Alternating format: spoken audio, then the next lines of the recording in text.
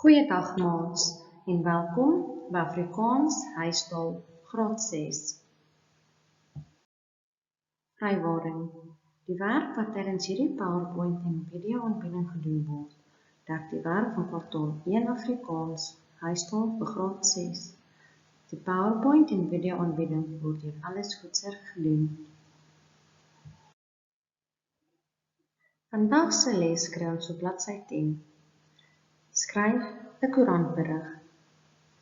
Skryf asseblief vir juffrou die datum 25 Januarie 2021. Maandag, ons letter A.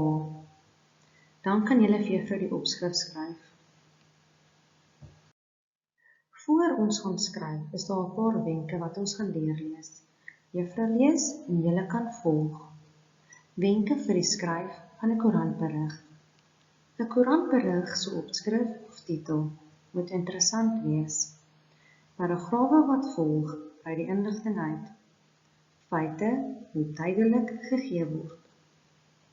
Inleiding moet antwoorde op die volgende vrae verskaf. Wie, wat, wanneer, waar, waarom en hoe. Nadat jy geskryf het, redigeer jou koerantberig.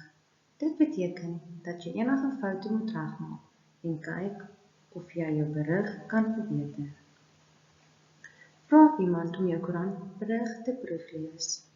Verbeter weer jou foute en skryf nou jou finale weergawe.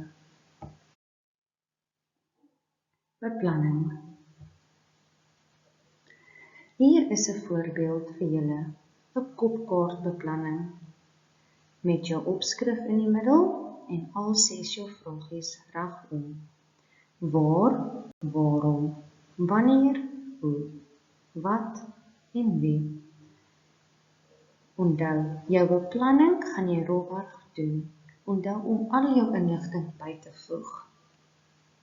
Soos jy jou beplanning klaar gemaak het, kan jy oorgaan na jou finaal toe. Finaal. Skryf nou jou finale weergawe van jou koerantberig. Onthou en maak asseblief seker dat jy al die inligting van jou beplanning reg oorgeskryf het in jou finaal. Voorbeeld van 'n koerantberig. Hier het juffrou vir julle 'n voorbeeld van 'n koerantberig bygesit. Julle kan graag gaan deurlees en kyk.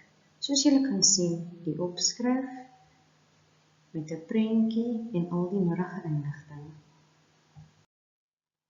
Ekstra. Hier is 'n video vanaf YouTube. Julle kan op die link klik en die video gaan kyk. Dit gee vir jou meer inligting van hoe om 'n koerantberig te skryf. Baie dankie.